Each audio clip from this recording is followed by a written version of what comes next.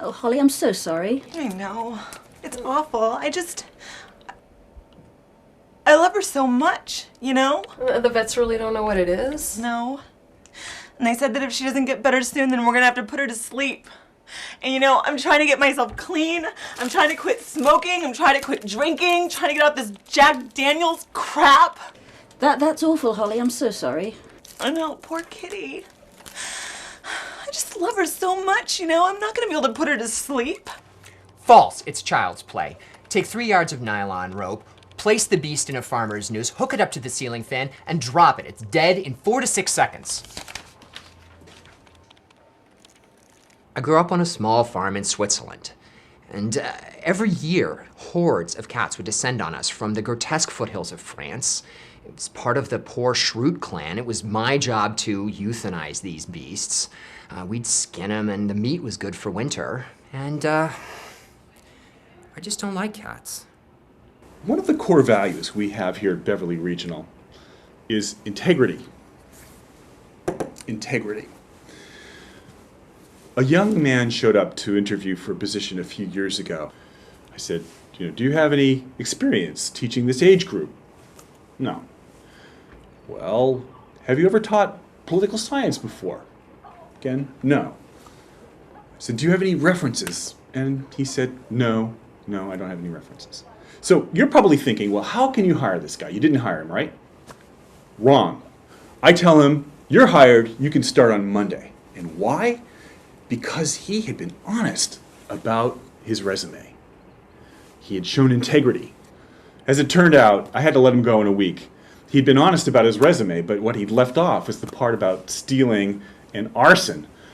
It just goes to show you, you can't trust anyone in this world. Not anyone. They're all cheaters.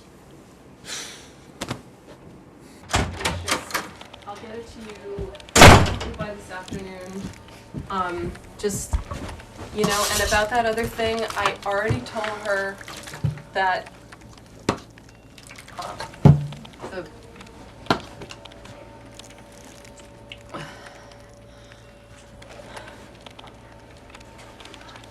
This day's a bitch. Robin, McRobin Hood, welcome, my fair lassie. Robin will do just fine, Rich, thanks. I want to summarize what we did last time, what we covered, the key concepts. Remember the harsh winter? Hey, Robin, it's been a long time since we sat here and dished. How the heck are you? I'm fine, Rich. Okay, let's get down to business. Oh, come on. Give your man a little jive, woman. I don't even know if you got married to that guy. Was it Rod? Lance. And no, I didn't. And no, I really prefer not to discuss my personal life in the office. Well, I was just thinking that your clockety-clock might be a tickety-talkin'. Most women, when they reach your age, want to tie the knot because, their love handles begin to sort of lower their street value. I beg your pardon? Hey, don't shoot the messenger here. I am perfectly happy with my status in life. And by the way, I don't have a street value. And also, by the way, you're a lot older than I am. And I think that you have far more punch around your midsection.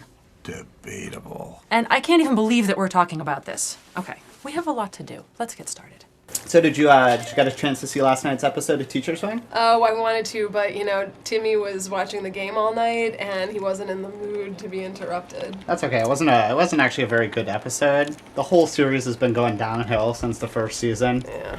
So anyway, have you heard about this new thing that Frank's got going on? You mean, he's socializing now and acting human and dating and stuff? That would be way too much for Frank. Yeah. He's made this compliments and high praise box that he leaves outside of his office door. He actually expects his students to write, about what a superhero professor he is. So was he getting any response? No, the box is always empty. I check basically every single day. So you really don't have life, do you? No, that was never really in question, now was it? Anyway, so I decided that, instead of letting Frank be disappointed by the dearth of compliments in the box, I might write a few of my own. Oh my god, that has so much potential. You're such a genius. Yeah, well, don't be surprised if Frank has an even more inflated ego than is normal for him. Fact, if you don't cease and desist from your Mating rituals. During the workday, I'll be forced to report you to Rich. Fact, if you had even 1 ounce of direct power over me, I would have quit this job so long ago. Josh, I am assistant department chair. You report directly to me. Assistant to the department chair. But, you know, as for the mating rituals...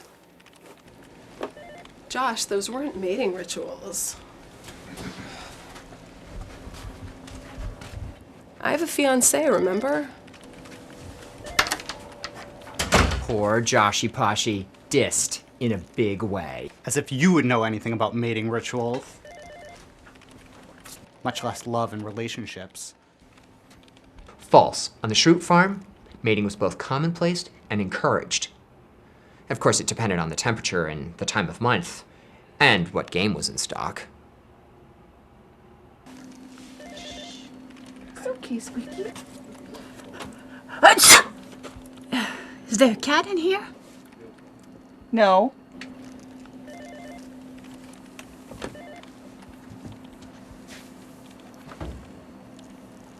So I assume that Audrey sent you those budget papers, right? And how are you coming with those numbers? Have you made any good budget cuts? Yes. Well? Well, cutbacks. We're making cutbacks. We're doing a multi-pronged streamlining approach. Ergo, ipso de facto. We're going to be cutting from the top, streamlining the bottom, building a firm framework, trickling down, working from the outside in, inside out. Come on, Rich. That sounds so much like that administrative lingo babble that you supposedly hate so much. Can you please be more specific? Well, those are the specifics, generally speaking. Speak plainly, Rich. Whatever happened to your less is more theory on budgeting? Well, that is my less is more theory. Well, it's not so much the less is more theory as it is that we can do less with more or less. You're really losing me now. Oh, not uncommon when a philosopher genius is speaking to the plebeians. Rich, can you just give me 3 concrete ways that you are planning to cut spending in the poli-sci department? Too easy. I'm going to give you 5. 3 would be great. Okay, you just tell me when you want them, and I'll shoot you over an old email. Rich, I can't do this anymore. You never send me an email. You never return my phone calls. The only thing I ever get from you are those lewd office email forwards. I love you, Squeaky. You can't leave me. Don't do this to me. Just get better, okay? I really need you to get better. Will you please get better? I didn't want it to come to this, but I'm afraid I have to give you the bottom line. Dorothy and I have been speaking about this at length, and we've decided that Beverly Regional cannot support both the poli-sci and the social studies department. Cutbacks are going to have to be made, especially with all your expenditures. My expenditures? What about the social studies department? That Jim Waters is one heck of a big spender. With all due respect, Jim Waters does not have a full-time secretary. Jim Waters does not throw bi-monthly department morale-boosting parties. Jim Waters does not hire dancers to celebrate the 2-month overdue teacher reviews. Jim Waters is an idiot. Rich, you have 3 days to put together a written argument on why your department should not be subsumed by social studies. This merger is almost a done deal. You know, like the word merger. Obviously, there will be job implications, cutbacks, layoffs, especially for the department that is going to be shut down and reintegrated. I will see you in 3 days. I would really appreciate your full discretion on this. The last thing that this school needs is more rumors. My lips are acelioed. When 1917 rolls... Professor around- Halpert, is it true that there might be a merger between the poli-sci and social studies departments? Yeah, I heard that too. Yeah, and the social studies profs actually make us hand in work. And now they give letter grades, no more pass-fail. And they don't let you cite Wikipedia. Yeah, so back to the Bolsheviks in 1917.